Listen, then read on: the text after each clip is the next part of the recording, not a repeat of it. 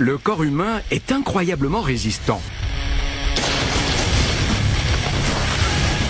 Chaque jour, nous menons une guerre contre les microbes, les toxines, les blessures, les maladies, les catastrophes et les calamités.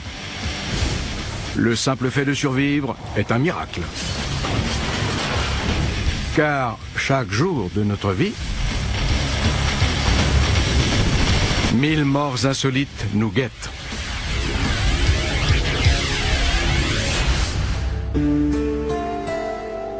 Dans quelques instants, Billy Desmaillots va mourir de froid. Beaucoup pensent que c'est une belle mort et qu'on a juste l'impression de s'endormir. Mais si le pauvre Billy pouvait parler, il ne serait pas aussi enthousiaste. Tout le monde l'appelle South Philly Billy. Il a eu ce job aux abattoirs grâce à un cousin qui a des relations. C'est tout bénef pour lui et, contrairement à ses collègues, Billy ne craint pas le froid. La chambre froide de l'abattoir est maintenue à la température de moins 23 degrés. Parfois, pour rigoler, les employés enferment un collègue pour 1 ou 2 minutes, mais ce jour-là, pour Billy, ce n'est pas une blague. La porte est bloquée!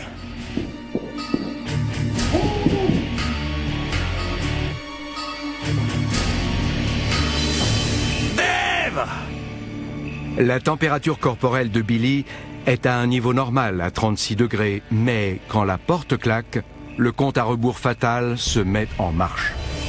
Le temps et la température jouent contre lui. Après 10 minutes, les paumes des mains de Billy sont à 15 degrés. Tous ceux qui sont déjà restés longtemps dans le froid sans gants le savent bien. Ça fait un mal de chien. Les capillaires à la surface des mains se contractent et le sang se retire dans le thorax et l'abdomen pour assurer le fonctionnement des organes vitaux. Cette réaction au froid intense fait partie de nos mécanismes de défense. Le corps humain laisse le froid geler les orteils, les doigts, les mains et les pieds pour assurer sa survie. Après 17 minutes dans la chambre froide, la température corporelle de Billy baisse à 35 degrés. Et les conséquences sont immédiates. Au cœur de son cerveau, l'hypothalamus détecte la chute de température et ordonne la constriction de tous les capillaires à la surface de la peau. Le sang qui réchauffe le corps de Billy quitte à présent ses extrémités. L'hypothermie, qui signifie manque de chaleur, débute lorsque la température du corps passe sous les 35 degrés. La température continue alors à chuter à raison d'1 degré toutes les demi-heures.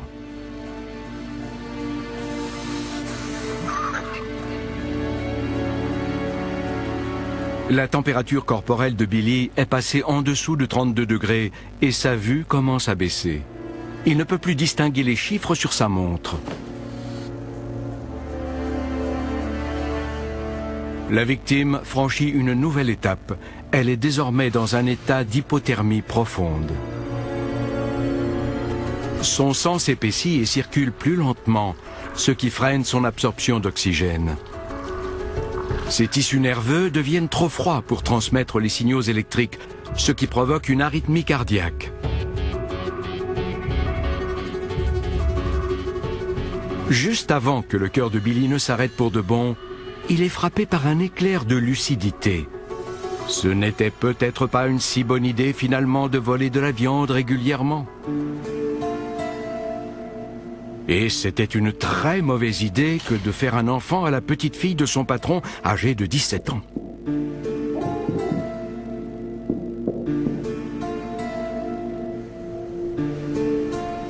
Comme le dit le vieux proverbe italien, la vengeance est un plat qui se mange froid. Repose en paix, South Philly Billy.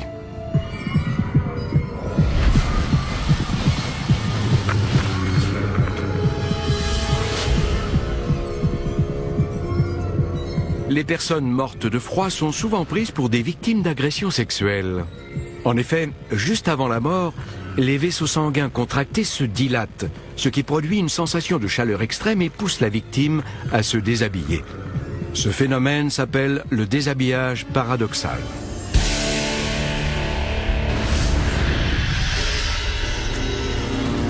Les passagers de cet avion de tourisme sont sur le point de mourir.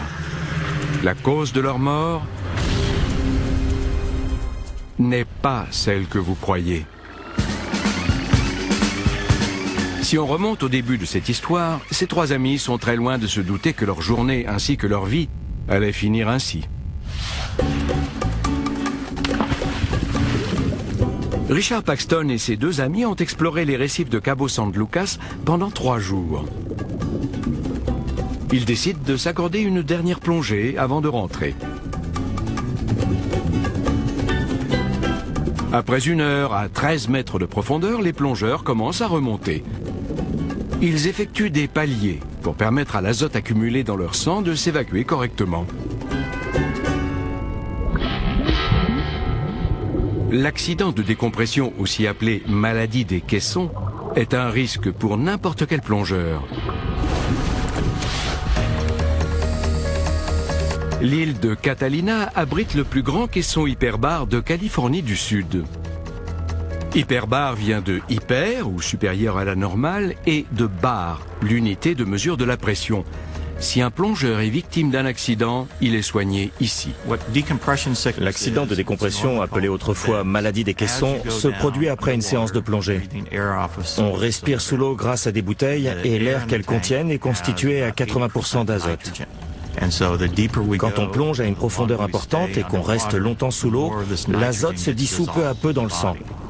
Si ce gaz n'est pas évacué assez lentement, pendant qu'on remonte à la surface, une réaction physique se produit et entraîne la formation de bulles. Ces bulles peuvent également se former autour des articulations et provoquer de vives douleurs. Ces bulles peuvent aussi affecter les nerfs, voire même provoquer une paralysie totale.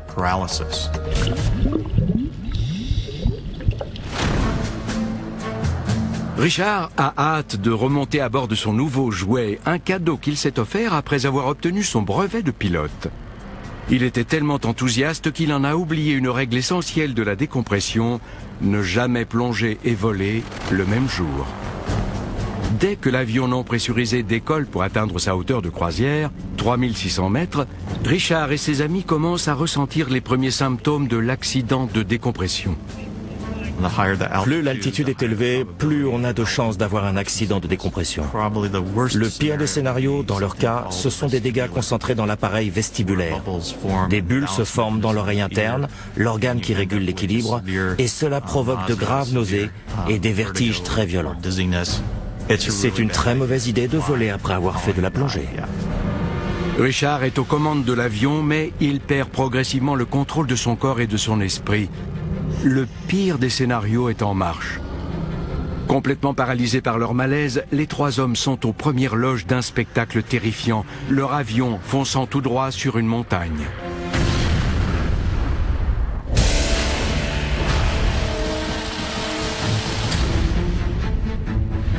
« 1870, New York. Pendant la construction du pont de Brooklyn, les ouvriers sont victimes d'une épidémie mystérieuse, surnommée la maladie des caissons. Après être remontés à la surface, ils s'effondrent sous la douleur. Certains en gardent de graves séquelles et d'autres en meurent. Ils souffrent d'un mal récemment découvert, l'accident de décompression.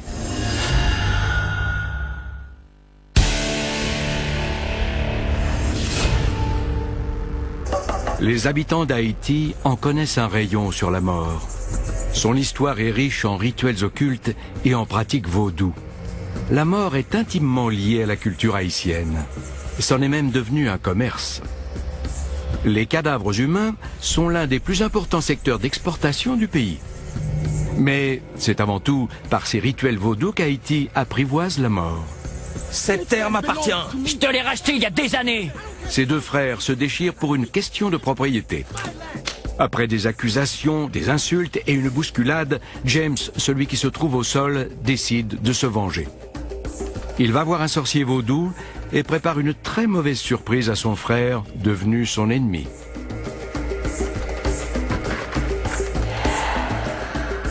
Cette poudre blanche semble inoffensive. Mais elle contient un poison à action lente, la tétrodotoxine, aussi appelée TTX. Cette toxine est extraite des poissons de la famille des tétraodons. considéré dans certaines cultures comme un mets délicat. Mais le risque est grand.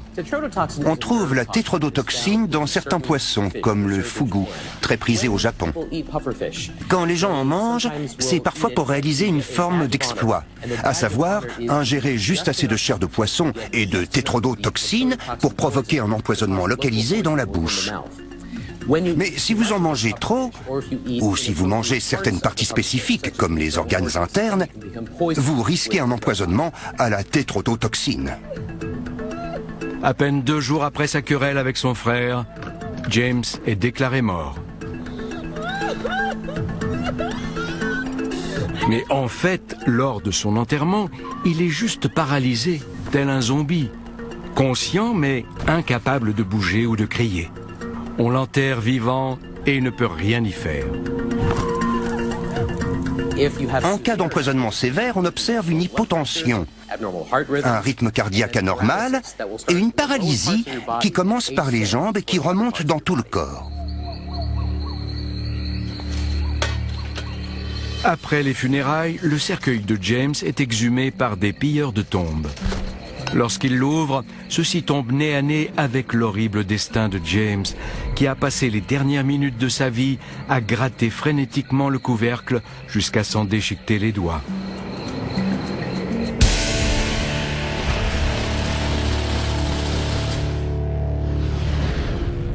Cet homme qui bat des ailes s'appelle Dolph Schmidt. Ce bibliothécaire allemand voue une véritable passion aux poissons. On est des poissons. Dolph veut se rapprocher autant que possible des poissons. Il veut nager comme eux et surtout avec eux. Pour réaliser son rêve, cet ichthyologiste amateur va jusqu'à fabriquer une combinaison de poissons. Il récupère un vieux matelas à eau, le découpe et l'assemble pour former une tenue d'homme-poisson. Dolph a hâte d'essayer sa nouvelle combinaison. Il se rend au lac voisin et là il enfile sa tenue de poisson et se dirige vers l'eau. Mais il se déplace lentement et il commence très vite à surchauffer. Notre corps produit de la chaleur et nous devons la dissiper dans notre environnement. Toutes les cellules sont métaboliquement actives et quand de l'énergie est produite, de la chaleur se dissipe. Le corps humain possède des millions de glandes sudoripares situées juste sous la peau. Quand la température du corps augmente, la sueur se forme dans ces glandes et est sécrétée à la surface. Quand la sueur s'évapore, la chaleur est dissipée et le corps se refroidit. Dans cet exemple, le matériau utilisé par cet homme est totalement imperméable et aucun échange avec l'extérieur n'a lieu. Ça crée une sorte de microclimat sur sa peau. L'effet est alors doux. Il n'évacue plus la chaleur par la transpiration, ni par le rayonnement thermique. Il n'avait donc aucun moyen de réguler sa température. Si la température extérieure avait été basse, cela aurait pu le sauver. Malheureusement pour Dolph, il fait très chaud, 36 degrés. Il se dirige vers la rive du lac, mais très vite, il ressent les premiers effets de l'hyperthermie. Au début, ça commence par l'apparition de crampes musculaires. Ensuite, les symptômes s'aggravent avec une baisse de la tension artérielle, des signes de délire et de perte d'équilibre. Ensuite, c'est l'hyperthermie grave. Arrivé à ce stade, si on n'est pas rapidement rafraîchi, la mort est inévitable. Pour atteindre un tel état, il faut normalement environ 3 heures. Mais il fait si chaud et Dolph a dépensé tellement d'énergie qu'il ne lui a fallu que 15 minutes. Le bord de l'eau est presque à portée de main, mais la température corporelle de Dolph dépasse les 42 degrés. Juste avant de mourir, Dolph réalise son vieux rêve. Il sait maintenant ce que c'est que d'être un poisson hors de l'eau.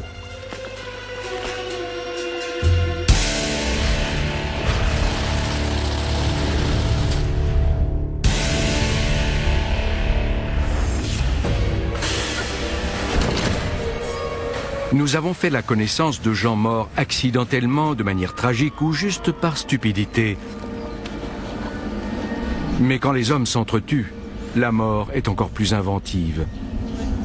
Faisons donc un saut dans le passé. Les hommes n'ont jamais été très tendres les uns avec les autres et le 2e siècle de notre ère ne fait pas exception. Imaginons que vous êtes cet homme barbu, vêtu d'une peau de bête et que vous avez froissé les chefs de la tribu. Que se passe-t-il ensuite? Vous êtes enveloppé dans la peau d'un animal fraîchement tué, puis on vous emmène dans la forêt pour vous attacher à un arbre. La suite des événements dépend des espèces de carnivores qui peuplent la zone. En général, les vautours sont les premiers à détecter l'odeur et se jettent sur le supplicié comme sur un repas de fête. Leur bec tranchant comme un rasoir vous déchiquette, morceau par morceau, et vous êtes dévoré vivant. C'était le bon vieux temps. Comment tu t'appelles? Tu sais très bien comment je m'appelle. C'est vrai? Petit malin. Elle s'appelle Shanna Richardson. Et voici Rick West, son mari et instructeur de parachutisme. Shanna est sur le point de faire sa première chute libre en solo. Alors, Shanna, tu vas faire quoi? Mon premier solo.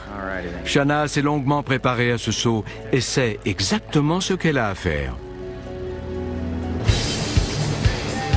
Au-dessus de l'aérodrome de Joplin, dans le Missouri, le temps est idéal pour sauter. Une fois arrivés à une altitude de 3600 mètres, Shanna et Rick ouvrent la porte et quittent l'avion. Rick a filmé la descente grâce à sa caméra. Bien joué, Shanna. Ouais, bravo, ma belle.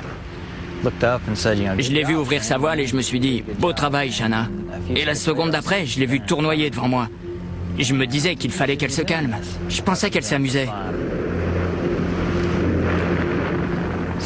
Quelques secondes plus tard, je me suis rendu compte qu'elle ne s'amusait pas et qu'il y avait un problème.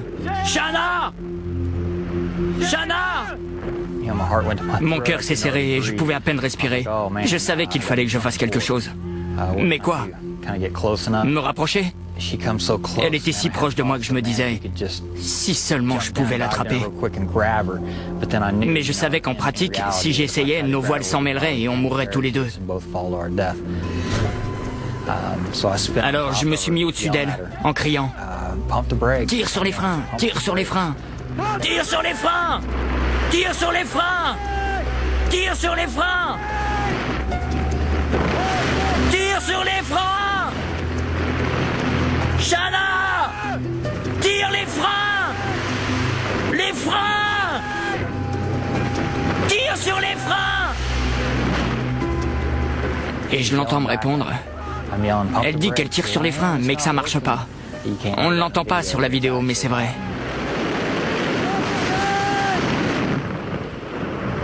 Shanna!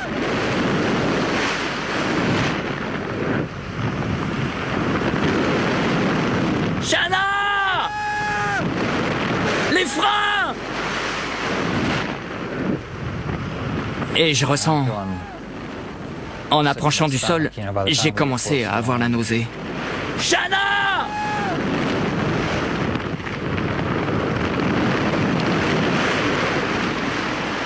Mon Dieu! C'était ma copine, quelqu'un que j'aime, qui venait de s'écraser au sol. L'impact a été violent, le bruit du choc était horrible. Et après ça, le silence. Je pensais qu'elle était morte. Shanna! Shanna! J'ai éteint la caméra, j'ai couru vers elle. Son parachute partiellement ouvert ralentit sa chute. Mais Shanna tombe encore très vite et elle heurte le bitume à près de 90 km/h face la première. Elle avait perdu pas mal de dents. Elle saignait des yeux, des oreilles, du nez. C'était vraiment dur à voir. Elle m'a demandé...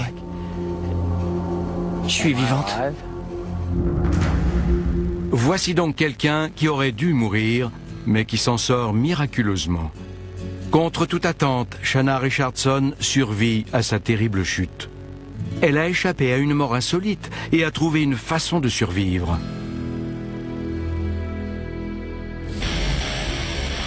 La mort. Souvent, on cherche à l'éviter. Parfois, on la défie en niant son existence. Mais elle fait autant partie de nos vies que la vie elle-même. Que ce soit par un coup du sort malheureux ou par la main vengeresse du destin, chaque commencement a une fin. Tout comme cette émission.